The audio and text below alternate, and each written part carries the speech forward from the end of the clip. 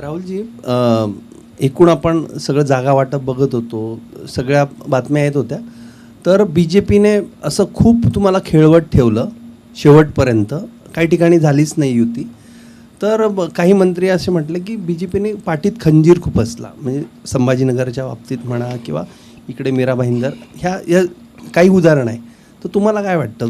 नाही, याच्यात काय दोन्ही पक्षांना अडचण हीच निर्माण झाली की 8-8, 9-9 वर्षांनी निवडणुका ह्या महापालिकेच्या होतात आणि कार्यकर्त्यांची निवडणूक असते. सगळ्याच ठिकाणी कार्यकर्ते एवढे इच्छुक आहेत दोन्ही पक्ष. आणि गेल्यावेळी एकमेकांच्या विरुद्ध निवडणूक लढवली होती. गेल्यावेळी महायुती युती नव्हती, त्यामुळे त्या आता मुंबईचं उदाहरण 227 ठिकाणी शिवसेनेचे उमेदवार होतेच. त्यामुळे ते 200 ज्यावेळी 90 तुम्ही आकडा करता, तर उर्वरित ज्या 137 जागावरचे त्यावेळेचे निवडणूक लढवलेले उमेदवार ते गप्प बसणारच नाहीत. तर त्यांना कन्व्हिन्स करायला पार्टीला खूप अडचणी होत आहेत. काही जण ऐकतात, काही जण ऐकत नाहीत. त्यामुळे त्याचे परिणाम हे आपल्याला इतर महानगरपालिकेत दिसून येतात.